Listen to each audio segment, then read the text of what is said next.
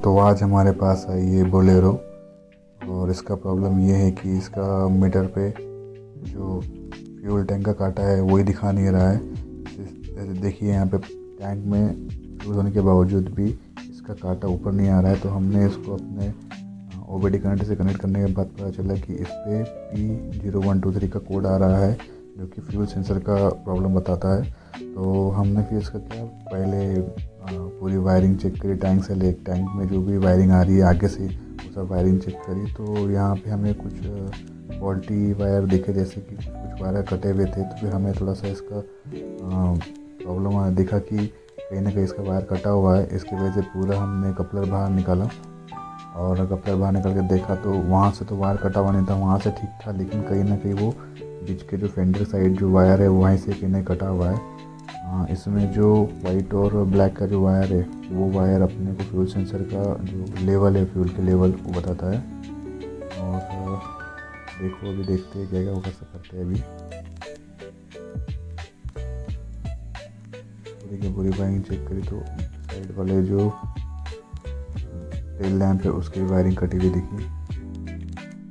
ये वायरिंग पूरी यहाँ से आगे तक की जा रही है। आगे में इसका एक कपलर लगा हुआ है, वो कपलर को निकाल के हमने फिर वहाँ से एक वायर कट किया जो कि पीछे फ्यूल लेवल को जाता है।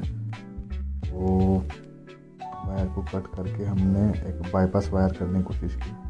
वो जो कपलर दिख रहा है यही कपलर है जो आगे से पीछे से आगे एक वायर को कनेक्ट करता है। और ये इस फेंडर के अंदर से ऐसा आता है और पूरे अंदर से वायरिंग होते तो पीछे में जाती है।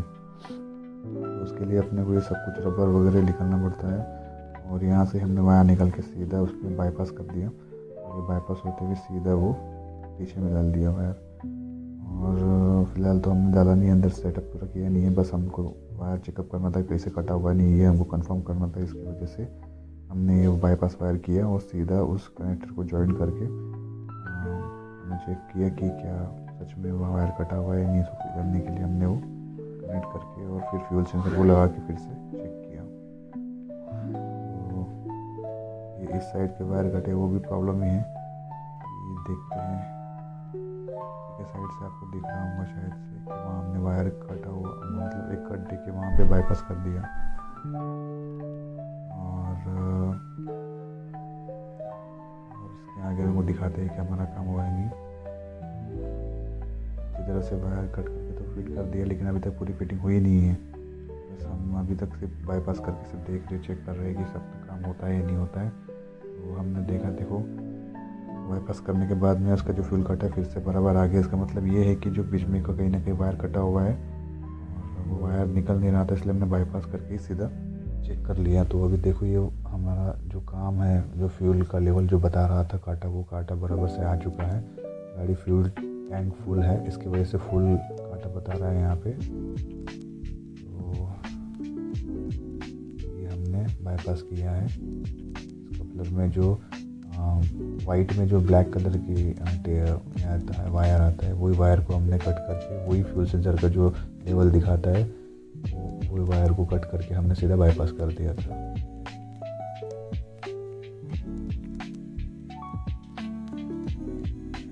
यहाँ से पूरी वायरिंग हमने निकाली बाहर में, सीधा इसको सेटअप किया और ये वायर हमने सीधा यहाँ से अंदर की साइड डाल दिया ताकि ये बाहर से कहीं जा ना सके। हमने इस पाइप के अंदर से जो बाकी की वायरिंग जा रही है, जिस पाइप से आ रही है वो पाइप डालने की कोशिश की, लेकिन कहीं ना कहीं वो अटकने की वजह से या वहाँ पर जगह ना होने की वजह से वो डाल नहीं पाए। तो हमने क्या किया, इसको बाहर से ही पाइप के साइड से ही चिपकाते हुए अंदर से इसे डाल दिया। इसको कैसा डाला ये भी आपको हम बता देते हैं।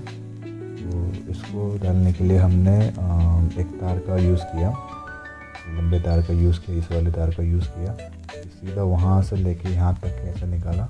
यहाँ पे एक छोटा सा होल है, होल में से हमने इस तार को बाहर निकाला और पूरा तार को खींच लिया, उसके वायर बांध के पूरा वायर खींच लिया।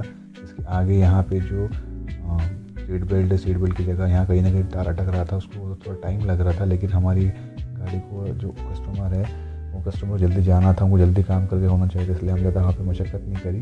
सीधा वो जो वायर है, वायर बाहर के साइड से लेके सीधा इस वाले होल्स में जो आगे बताएंगे ये वाला होल्स सीधा अंदर डाल दिया।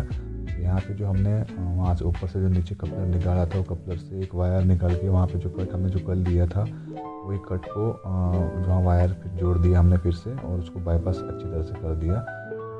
इसमें जो कपलर मैं आपको बता देता हूँ ये भी कि ये कपलर में जो येलो और ब्लैक का जो ये वायर दिख रहा है, यही वायर अब तो नीचे में गया है, वहाँ फ्यूल सेंसर की जो लेवल है उसमें गया है। यहाँ पे वैसे देखा जाए तो वाइट और ब्लैक का है ये वायर, लेकिन यहाँ येलो कलर का आजू बाजू वायर होने की वजह से शायद उसका कलर उसको लग गया, इसलिए येलो और ब्लैक दिख रहा है, बट ये वाइट ब्लैक का वायर है। तो इसको हमने कट करके लगा दिया। वो हमारा जो काम है वो पूरी तरीके से कंप्लीट मतलब फाइनल हो गया। मतलब काम जो प्रॉब्लम था वो तो निकल गया, बट अभी सिर्फ ये फिटिंग करनी रह गई है। तो आपको ये बताया तो कि फिटिंग कैसे करनी है। वो फिटिंग करते वक्त हमने पूरा निकाला था, तो उसको हमने फिर जैसे कि वैसे जिस कंपनी फिटिंग आई थी उसी कंपनी फिटिंग की तरह हमने उसको फिर से पूरी टेपिंग करके जैसे कि वैसा अंदर से डाल दिया हमने इसको। और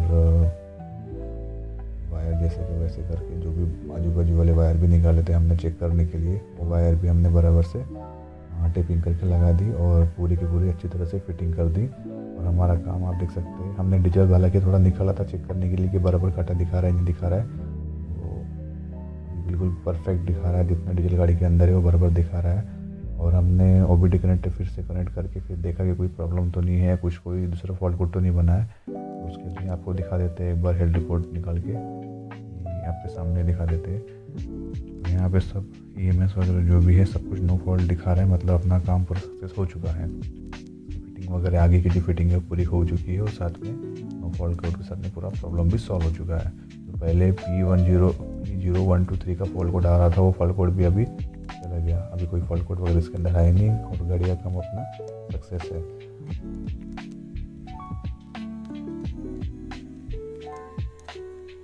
देख लीजिए पूरा कांटा वगैरह बराबर हो चुका है। तो कभी कभार वायरिंग का प्रॉब्लम होता है, या फिर 60 से 70% ये जो प्रॉब्लम आते हैं ये प्रॉब्लम मीटर ख़राब होने की वजह से आते हैं। तो अब हमारे केस में तो हमारा वायरिंग का प्रॉब्लम था, और इसके जो वायरिंग के साथ में जो ने शायद से उस वाले हेडलाइट जो टेल लैम्प जो भैया फिट कर रहे हैं, वो टेल लैम्प का भी वायरिंग में थोड़ा इशू है। तो उसमें लाइट वगैरह लगे तो क्यों नहीं लग रही, वो इसके वजह से कि इसके उन्होंने वायरिंग कट कर दी थी। तो हमने वही भी कस्टमर को बोला, और ये भी हमने काम पूरा उनको करने के लिए बोल दिया। तो साथ ही में हमने ये भी काम पूरा कर दिया। तो देखिए हमने पूरी तरीके से वायर छिल के जैसे कि वैसे अच्छे से इसको अभी हम जॉइन कर देंगे, और उस साइड का भी काम पूरा क्लियर कर देंगे, ताकि पूरी की पूरी वायरिंग इनकी अच्छी तरह से ये हो जाए। फिर वायरिंग जोड़ने के बाद इसको जैसे कि वैसे अच्छी तरह से हमने वायरिंग पूरी फिटिंग कर दी, इसी तरीके से इसको पैकअप कर दिया, ताकि कोई भी आने वाला और आगे में कोई चूहा वगैरह अगर आता है तो उसको काटे ना, उसकी वजह से उसको रस्ट वगैरह ना लगे वायर को। इसके लिए हमने जैसे कि फिटिंग आती है पूरी टेपिंग कर दी, ऐसे ही हमने पूरी की पूरी टेपिंग कर दी विद पाइप लाइन के साथ के अंदर में। और अभी जो बाकी की वायरिंग बची इसको भी हम टेपिंग कर देंगे अच्छी तरह से, ताकि कोई भी रस्ट या फिर कोई पैनल को लग के फिर से वायर कट ना जाए या कोई चूहा वगैरह के काटे ना। तो हमने पूरी तरीके से पाइप में वगैरह डाल के अच्छी तरह से फिटिंग कर रहे हैं। ये कपलर है जो वहाँ पे लगता है फ्यूल सेंसर को और मोटर को लगती है। तो इस पाइप में हम उसको बढ़िया से पैकअप कर देंगे, और देखिए पूरी की पूरी पैकअप कर दी है हमने अच्छी तरह से। और आप सब लोग भी यही पैकअप इस तरीके से किए, ताकि कोई आजू बाजू वाले पैनल का रस्ट ना लगे, या फिर किसी की वजह से कोई झटके झुटके में कट ना हो जाए। उसके लिए ये पूरी तरीके से अच्छे से पैकअप करना बहुत ज़रूरी है। हमने पैकअप करके सीधा लाइट वगैरह लगा दिया, और दोनों भी टेल लैम्प अभी अच्छी तरह से काम कर रहे हैं। और साथ ही हमारा जो मेन प्रॉब्लम था वो प्रॉब्लम भी हो गया है, मतलब गाड़ी अच्छी तरह से फिटिंग हो गई है। और आप देख सकते हैं कि गाड़ी का जो भी काम था पहले, वो काम पूरी तरीके से कंप्लीट हो चुका है। तो इस वीडियो में यही था, ये जो प्रॉब्लम दिखाता है ये प्रॉब्लम बहुत से गाड़ियों में आता है। ज़्यादातर जैसे कि बताया मैंने आपको, ज़्यादातर ये प्रॉब्लम मीटर के ख़राब होने से आता है। 60 से 70% तो ये मीटर ख़राब होने की वजह से होता है, बट हमारे केस में ये प्रॉब्लम वायरिंग कटने की वजह से हुई थी। तो हमने इसको बाईपास कर दिया, आगे से लेके पीछे की पहले पूरी कंटिन्यूटी ली, और उसके बाद में फिर उसको हमने एक वायर लेके बाईपास कर दिया, तो हमारा काम सॉल्व हो गया। और हमारा ये वीडियो इन्फॉर्मेटिव लगा हो तो प्लीज़ वीडियो को लाइक कीजिए और चैनल को सब्सक्राइब भी कर दीजिए। आगे आने वाले और ऐसे फॉल्ट्स, अलग अलग फॉल्ट्स की आपको जानकारी देते रहेंगे। उसके लिए सब्सक्राइब जरूर करें और बेल आइकन को ज़रूर दबाइए और शेयर कीजिए अपने दोस्तों के साथ, जिसको भी ज़रूरत पड़े उसके वीडियो को शेयर कीजिए। Thank you so much.